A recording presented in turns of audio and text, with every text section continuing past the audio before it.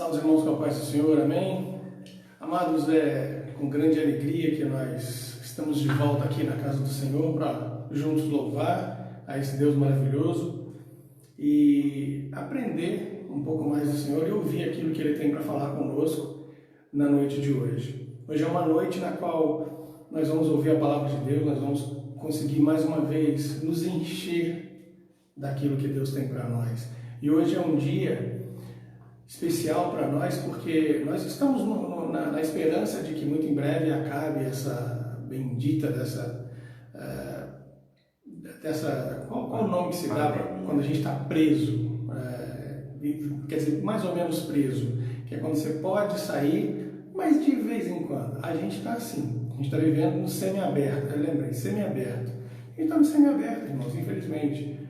Mas o que nós não podemos aceitar é que a palavra de Deus saia do nosso meio. Amém? Então que o Senhor Deus possa mais uma vez, ao receber as nossas orações, receber também o nosso louvor e que seja um perfeito louvor e adoração ao nosso Deus. Amém? Convido os irmãos então para cantar com a gente o hino número 8 da harpa cristã, Cristo, o fiel amigo. Amém? E hoje, diferente dos outros dias, eu não vou tocar violão, até porque o Juninho não está aqui. Se o Juninho tivesse, com certeza ele iria tocar. Mas como ele não está aqui, a gente vai tocar a versão já cantada da harpa cristã e a gente canta junto. Amém, irmãos?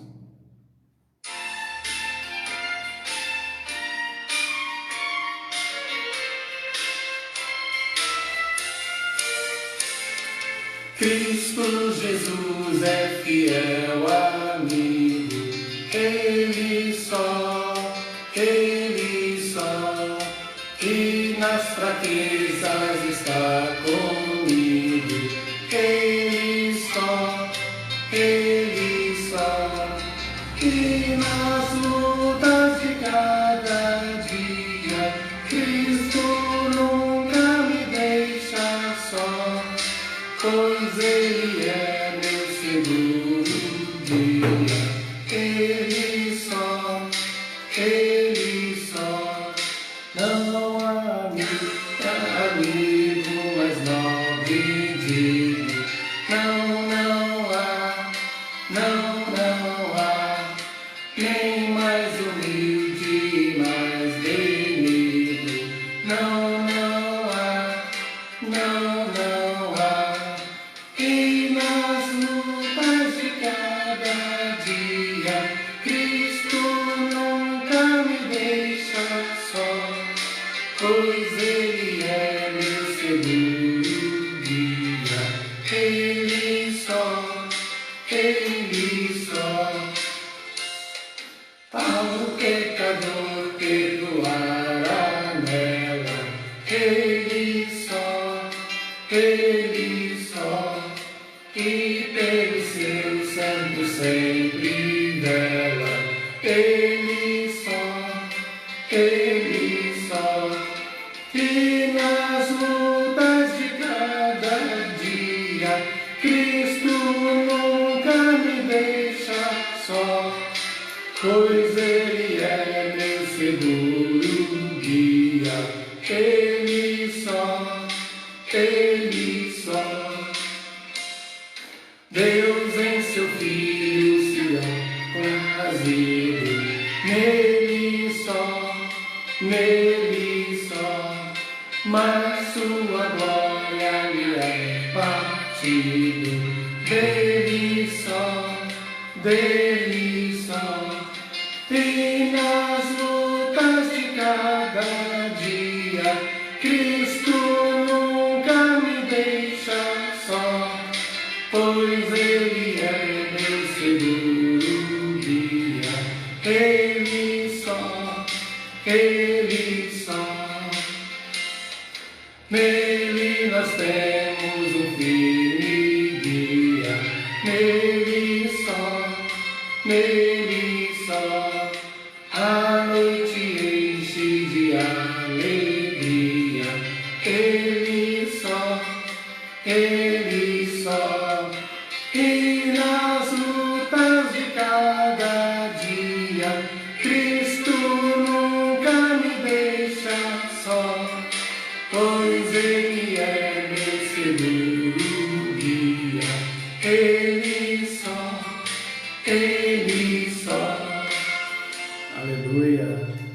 Glória a Deus. Amados, então que nós possamos na noite de hoje entregar o nosso perfeito louvor a Deus, ouvir aquilo que o Senhor tem para falar conosco e, afinal de contas, o mais importante das nossas vidas nesse momento trágico que nós vivemos é realmente nos voltarmos ao Senhor. Amém? Que a palavra de Deus então encontre guarida em nossos corações na noite de hoje, que o Senhor fale, portanto, a nós. Pastor Wesley. Saúde a todos com a paz do Senhor, com alegria, como disse bem nosso irmão Neemias. Nós estamos aqui nesta noite para juntos louvarmos o Senhor, oferecermos a nossa adoração a Ele e também nesta noite ouvirmos a palavra do Senhor. Eu quero convidar você a abrir a sua Bíblia no primeiro livro dos Reis, o capítulo de número 17. Nós vamos ler do primeiro versículo até o versículo de número 7. Primeiro livro dos Reis, capítulo 17, versículo de número 1 ao versículo de número 17. Diz assim a palavra do Senhor. Então Elias, o tisbita, dos moradores de Gileade, disse a Acabe: Vive o Senhor Deus de Israel, perante cuja face estou, que nestes anos nem orvalho, nem chuva haverá, senão segundo a minha palavra. Depois veio a ele a palavra do Senhor, dizendo: Retira-te daqui e vai para o oriente, e esconde-te junto ao ribeiro de Querite, que está diante do Jordão. E há de ser que beberás do ribeiro, e eu tenho ordenado aos corvos que ali te sustentem. Foi, pois, e fez conforme a palavra do Senhor, porque foi e habitou junto ao ribeiro de Querite, que está diante do Jordão. E os corvos lhe traziam pão e carne pela manhã, como também pão e carne à noite, e bebia do ribeiro. E sucedeu que, passados os dias, o ribeiro se secou, porque não tinha havido chuva na terra.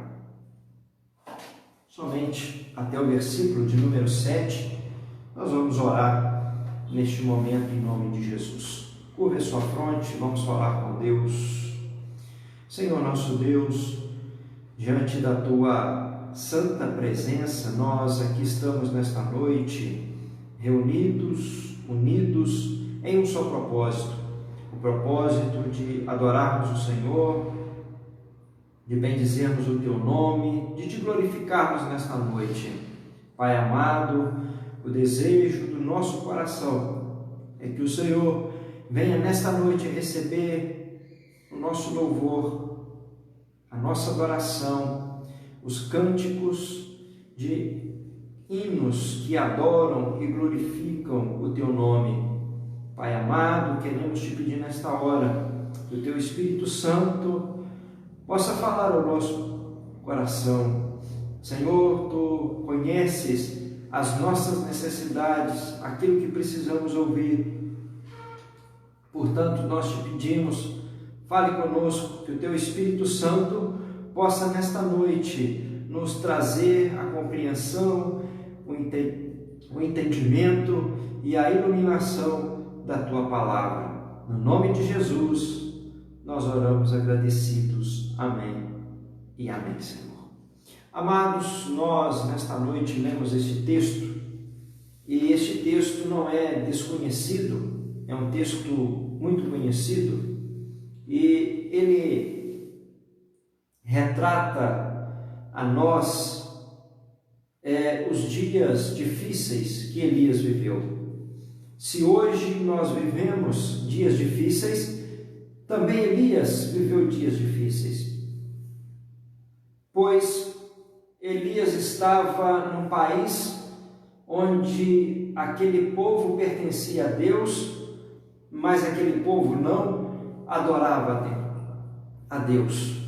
Aquele povo, ao invés de adorar o Deus verdadeiro, o Senhor dos céus e da terra, o Senhor que um dia os tirou da terra do Egito, aquele povo adorava Baal e Baal era tido como o Deus da prosperidade ou padroeiro da prosperidade. E apesar de então Elias ser um profeta de Deus, um homem simples, mas este homem simples que era profeta de Deus, ele fez a diferença em Israel. E ele faz a diferença em Israel não anunciando uma bênção da parte de Deus a Israel, mas ele faz a diferença em Israel anunciando um juízo de Deus a Israel.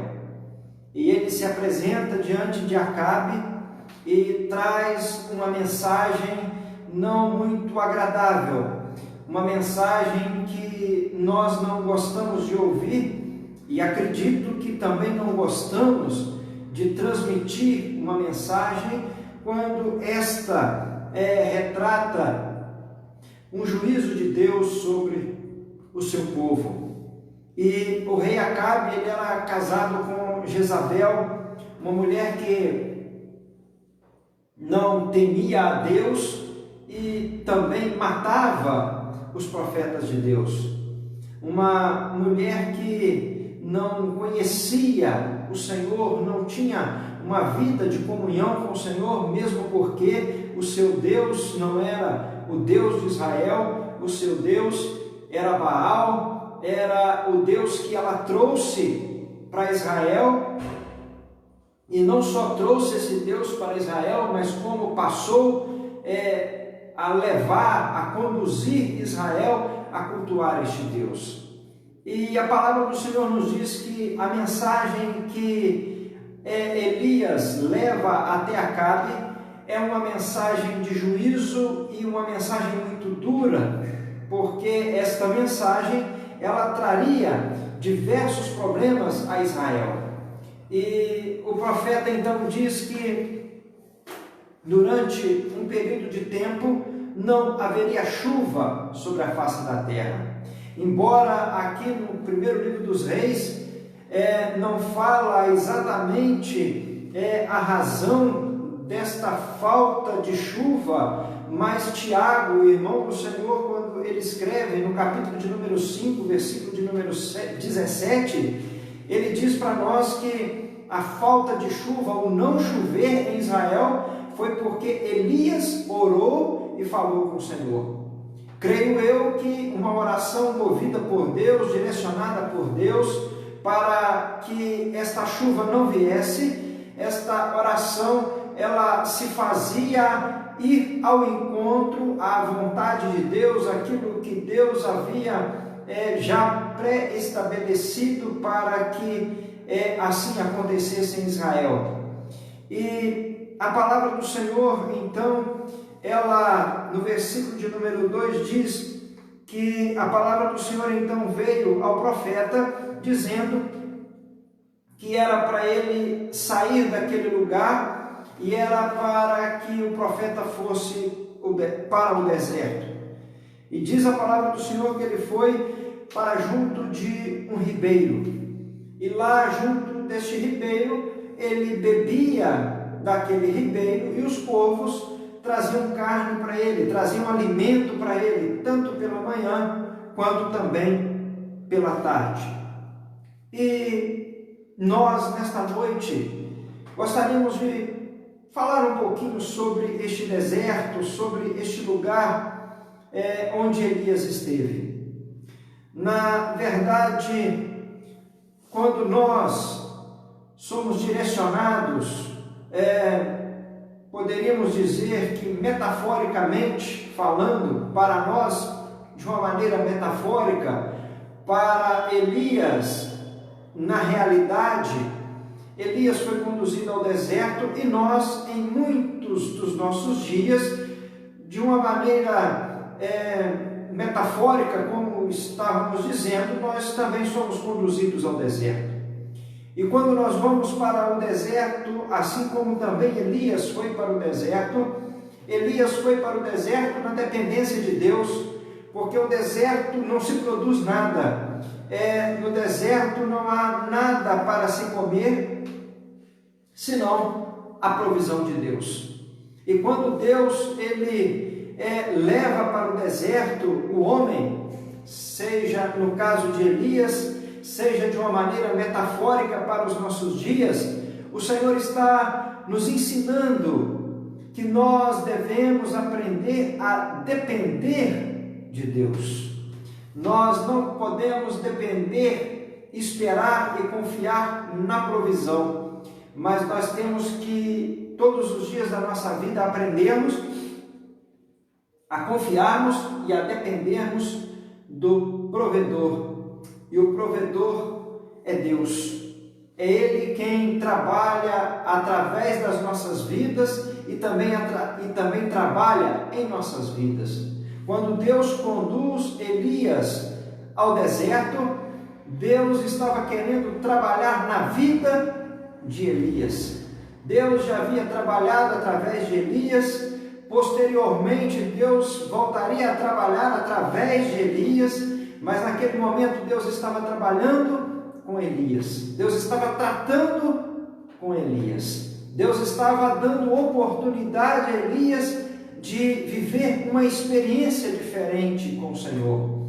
E diz a palavra do Senhor então que durante muitos dias Elias vivendo na dependência de Deus, vivendo com os olhos não na provisão, mas vivendo com os olhos no provedor. Durante muitos dias Elias ele bebeu da água daquele ribeiro e comeu do alimento que os corvos traziam para ele todos os dias. Diariamente ele era alimentado por aqueles corvos. E Deus, ele, quando quer tratar conosco, e muito mais do que fazer algo através das nossas vidas, Deus quer tratar conosco, Deus quer fazer algo em nós, porque nós precisamos de todos os dias da nossa vida, como já disse, torno a repetir, nós precisamos aprender a confiar no Senhor e a depender do Senhor. Nos nossos olhos não podem estar na provisão, mas os nossos olhos, eles devem estar no provedor. E quando nós vamos para o deserto, assim como Elias foi para o deserto, e aprendemos então a colocar os nossos olhos não na provisão, e sim no provedor, no versículo de número 4 ao versículo de número 7, nós vamos ver que todos os dias o Senhor cuidava de Elias. Elias aprendeu ali que ele não poderia viver por vista, mas ele tinha que viver por fé. Assim também somos nós. Diz a palavra do Senhor que o justo viverá pela fé. Pela sua fé é que o justo viverá. E passado esses dias, diz então a palavra do Senhor que as águas daquele ribeiro secou. Aquilo que talvez começou a trazer uma certa comodidade à vida de Elias, de todos os dias beber da água daquele ribeiro e ser alimentado pelos corvos, agora Elias começa a observar e a ver que aquela água começa a minguar, a secar, até que ela seca. E então o Senhor agora diz a Elias: olha, agora você vai sair aqui deste lugar, aonde você está escondido, aonde, se pudéssemos assim dizer, Elias estava tranquilo, escondido de Acabe, escondido de Jezabel, mesmo porque tudo que estava acontecendo era algo que Elias havia profetizado, e aos olhos de Acabe era resultado daquilo que Elias havia falado, e de fato era. Então Acabe não estava tendo bons olhos para Elias, assim como também Jezabel não estava com bons olhos para Elias.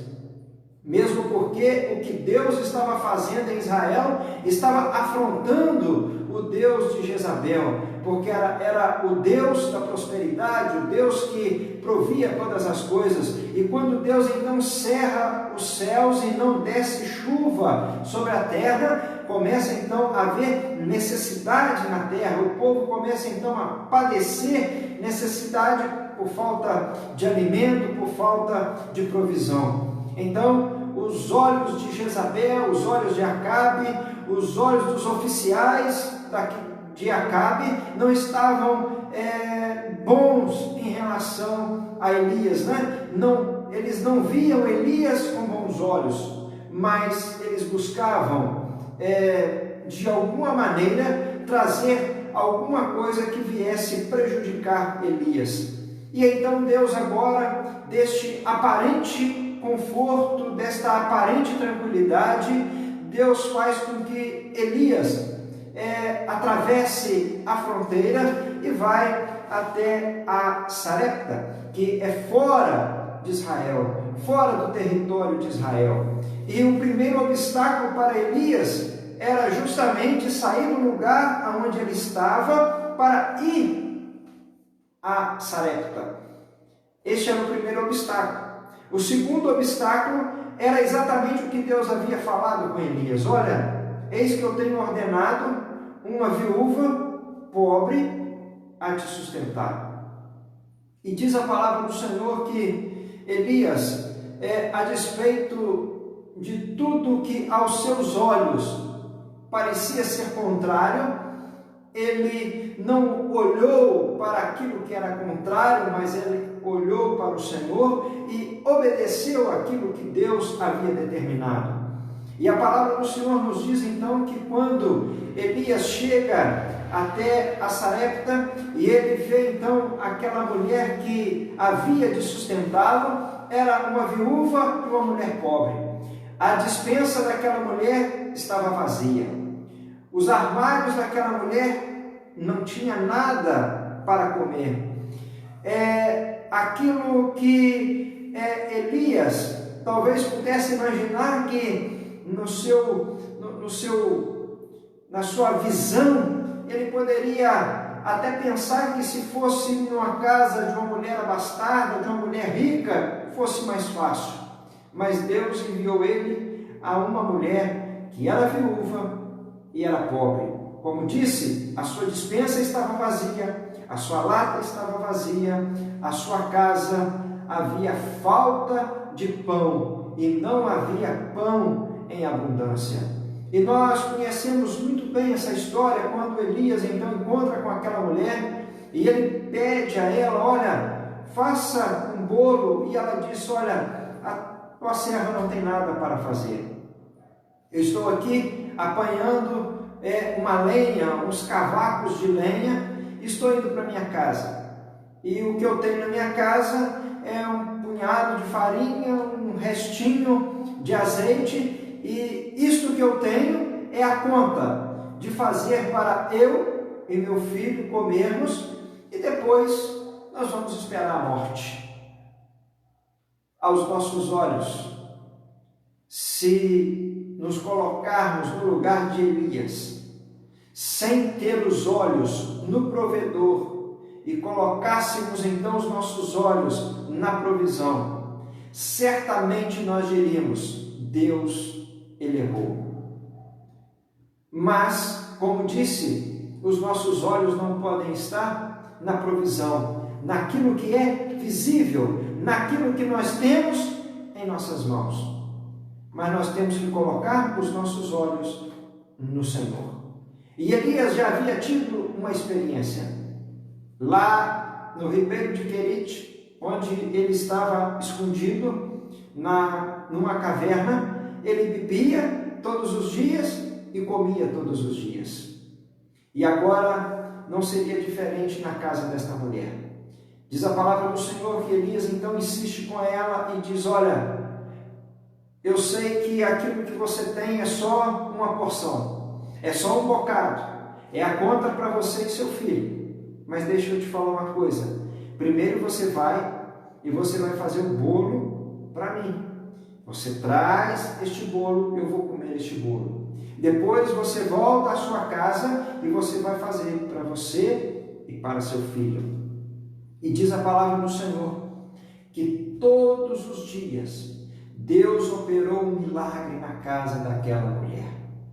Porque aquele bocado que ela tinha, aquele pouco que ela tinha, que era o suficiente para apenas mais uma refeição, ela fez a refeição do profeta, ela fez a sua refeição e a refeição do seu filho. E por muitos dias, cerca de aproximadamente 6 meses, ela, daquele bocado, daquele pouquinho que ela tinha para fazer a última refeição, ela fez refeição para o profeta, para ela e para o seu filho, todos os dias da sua vida.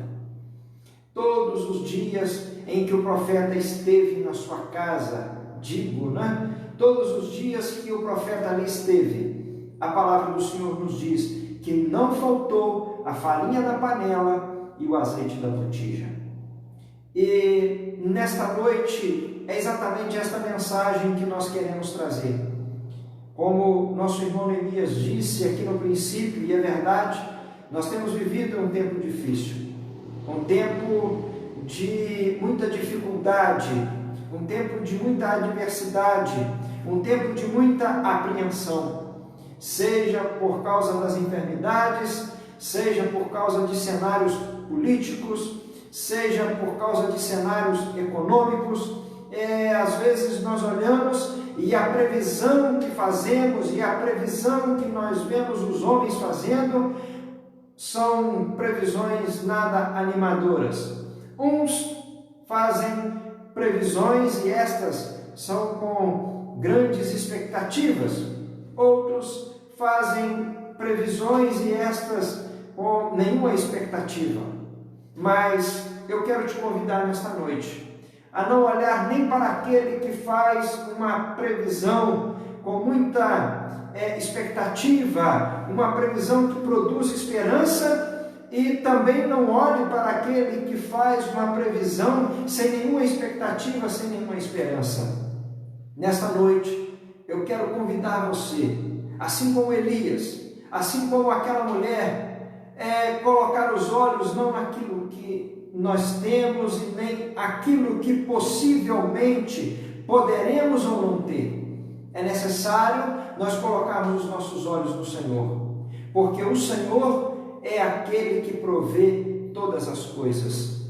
Sabe, Deus faz aquilo que nós achamos que é possível, e Deus também faz aquilo que nós achamos que não é possível. Nós vamos ver nesta história, na história desta mulher, que ela viu o milagre de Deus na casa dela, sustentando ela, sustentando o filho dela, sustentando o profeta, mas mais alguns dias, mais algum tempo depois, o seu filho veio a falecer. E também o profeta de Deus se coloca diante do Senhor, ora, intercede e busca o Senhor, e Deus ressuscita aquele menino, aquele filho que ela tinha, o seu filho único, sendo ela viúva, a única esperança que ela tinha de que quando todas as coisas se normalizassem agora, quando voltasse a chover sobre a face da terra,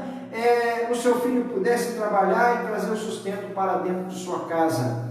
E ela então vê que o seu filho morre, e ali ela perde também a sua esperança, a sua expectativa. Mas o profeta de Deus, o homem de Deus ali estava, e ele ora e aquele menino ressuscita. O primeiro milagre, o primeiro registro de que alguém ressuscita é exatamente o filho desta viúva de Sarepta, que sustentou o profeta.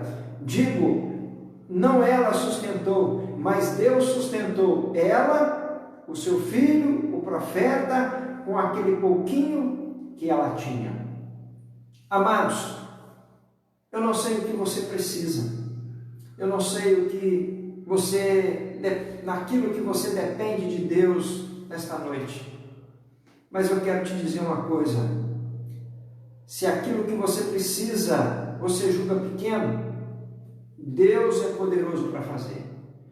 Se aquilo que você precisa, você julga que é algo grandioso, Deus é poderoso para fazer. Na realidade, não é o que nós precisamos, aquilo que está tangível, aquilo que está diante de nós. Mas o que nós precisamos não são das provisões. Nós não precisamos de coisas, nós não precisamos daquilo que podemos colocar diante dos nossos olhos. Eu quero te dizer nesta noite que antes de mais nada, o que você precisa é de Deus. O que eu e você precisamos é do Senhor.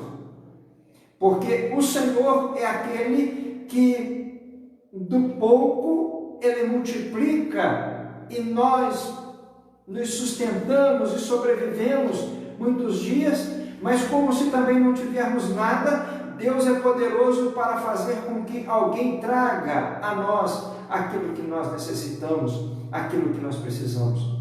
Nós precisamos de alguma coisa para fazer multiplicar.